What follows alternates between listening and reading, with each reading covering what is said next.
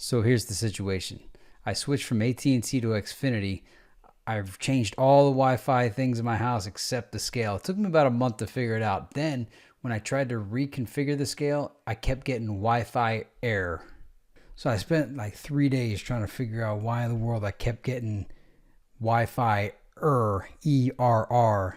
All right, so let me save you some time. The reason why this is happening is your old carrier, your old ISP had 802.11b, and now you're on Xfinity, and Xfinity does not by default have 802.11b on their Wi-Fi router, so you need to add it in. It's part, you can add it in, it's just not there by default. So go to 10.0.0.1, most likely that's the IP address, log in, and then expand connection. Click on Wi-Fi, and then go to your 2.4 gigahertz. I even added a MAC address filter in here too, and that didn't do anything. So go here, click edit, and by default it's set to 802.11gn. Add it to BGN. I don't know what additional traffic this will do on your network, but that's what you got to do. Save the settings.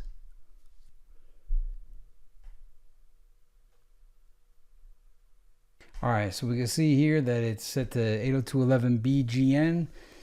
And now just go back to your scale and go through the setup process and it should work now. So nice part is you don't have to toss your Fitbit Aria Scale. If this saved your day, saved your product, prevented you from having to buy a Fitbit Aria 2 or a Fitbit Air, leave me a thumbs up, let people know in the comments that this worked, and that'll help it be more visible for other people to find and discover. Thank you for watching Tech Nooba. Considering subscribing, and I'll see you in the next one.